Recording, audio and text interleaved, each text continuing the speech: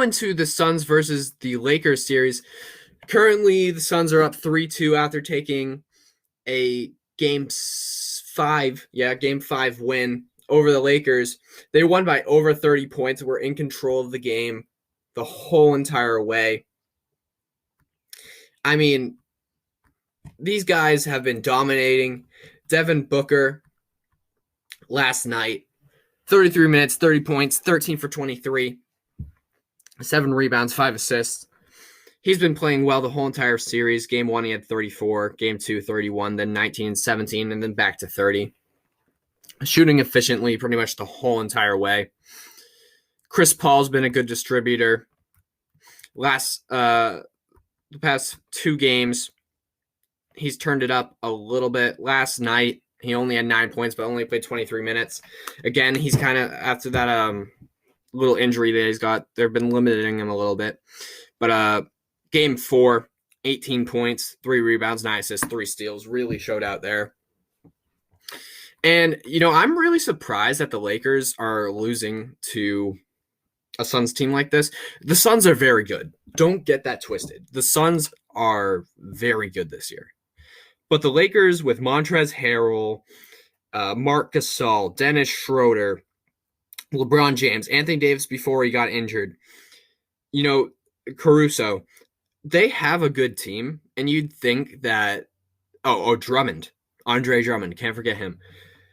You'd think with that type of team, you'd be able to beat the Suns that have, a pretty solid core with Chris Paul, Booker, DeAndre Ayton, Jay Crowder, guys like that. Dario Saric, who's still on the Suns.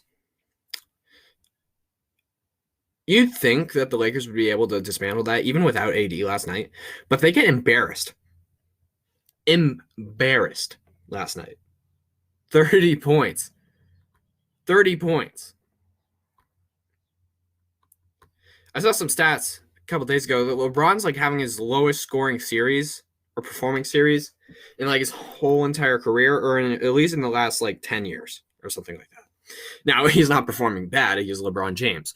24 points last night, 25, 21, 23, and 18. All in 30 plus minutes. Last night, he left with 5 minutes left, a little bit unprofessional, but LeBron gets to do that because he's LeBron. The Lakers really, after LeBron leaves, are screwed. I've said this before.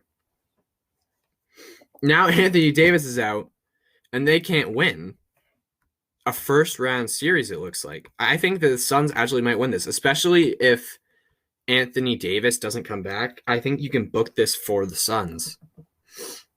I think you can book this one for the Suns. Chris Paul,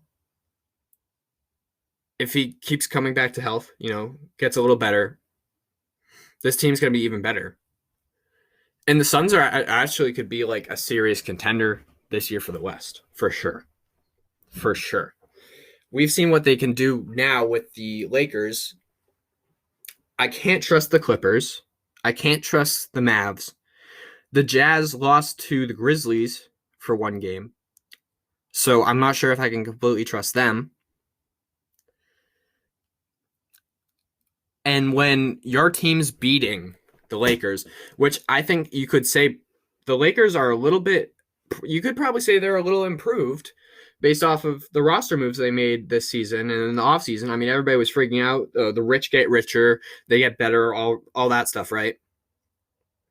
The Lakers end up having to play play-in games, the 7th seed, and now they're losing to the Suns.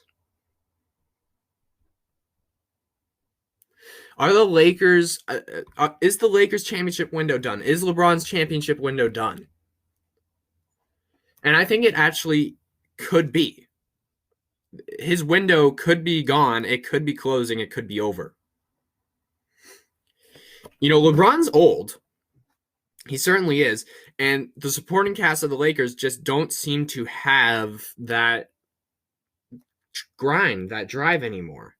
And this could just be a year after championship type thing, and then maybe they'll tune it up next year.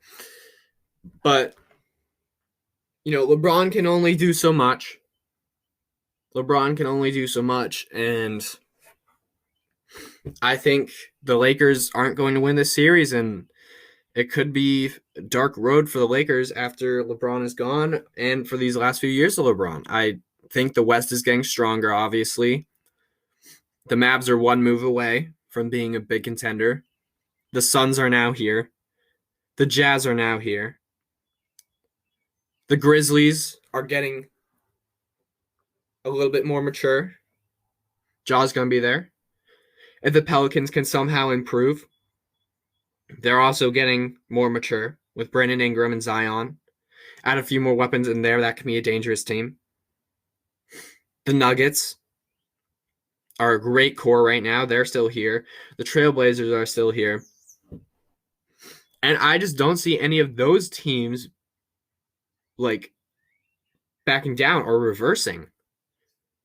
Getting worse. I don't see them getting worse unless the Trailblazers decide to blow it up at any point. That's really the only team. But I don't see those teams getting worse. I see those teams getting better. Substantially. Substantially better. So now we have the Lakers. I think this is their last shot.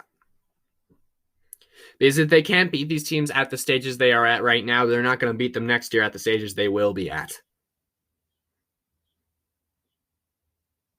They won't. And Anthony Davis leading the team alone is just going to be the same result as LeBron leading the team alone, which we can see right now, last night, losing by 30 points. So this next game, LeBron will respond. Anthony Davis or not, but I don't think it's going to be enough. I think Suns in 6 at this point.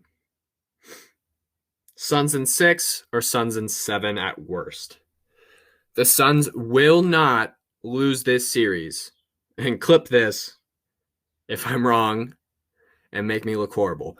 But the Suns will win this series. Now, LeBron always loses game 1 on purpose, right? He always seems to lose that game 1, and then he goes on a run. That always seems to happen. And there's all those gambling rumors and whatever that he gambles on game 1 and blah, blah, blah, blah. Anyways, he always seems to lose game 1, and then he comes and wins the rest of the games, and then he's so good. And to be honest, at the start of the series, I was cautious to hitch all this hype onto the Suns because I knew LeBron always comes out on top and he'll win the next 4 games, blah, blah, blah. And, they'll go on and probably make another finals.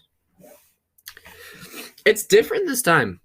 It is different this time. And I think that shows that LeBron is kind of falling off a little bit. Not looking good for him. Not looking good for him at all.